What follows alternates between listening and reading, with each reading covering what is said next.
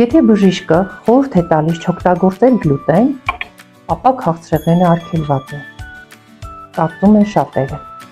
Շատերը ամեն օր ուտում են տարատեսակ խմորեղեններ, առանց հասկանալու, որ դա կարող է ծանրաբեռնել իրենց օրգանիզմը։ Գլուտենը սպիտակուց է, որը կա ցորենում, հացում, խմորեղենում և շատ այլ մթերքներում։ Իմ պրակտիկայում հաճախ են հանդիպում պացիենտներ, ովքեր ունեն գլուտենի հանդեպ անհանդուրժողականություն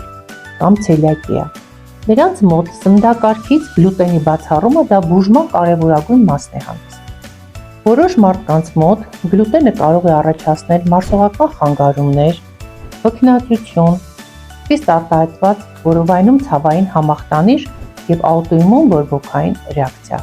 Մարդկանց մեծ մասը դրա հետ խնդիր չունի, բայց որոշ մարդկանց օրգանիզմը այն չի հանդուրժում։ Բարեբախտաբար այսօր արդեն կան նաև առանց գլուտեն տարբերակներ, որոնք թույլ են տալիս վայելել համը առանց օրգանիզմը ծանրացնելու։ Gluten-free bakery խմորեղենները, որոնք պատրաստված են առանց գլուտենի, թույլ են տալիս վայելել խմորեղենը առանց փքվածության և անհարմարության։ Վերջիվերջո, առողջ սնունդը միայն սահմանափակումների մասին չէ, այն նաև ճիշտ ընտրության մասին է, երբ մարդը գիտակցաբար ընտրում է այն սնունդը, որը համապատասխանում է իր օրգանիզմին։ Եվ այո, gluten-free bakery խմորեղենները ցուցված են նաև փոքրիկներին և հղիներին։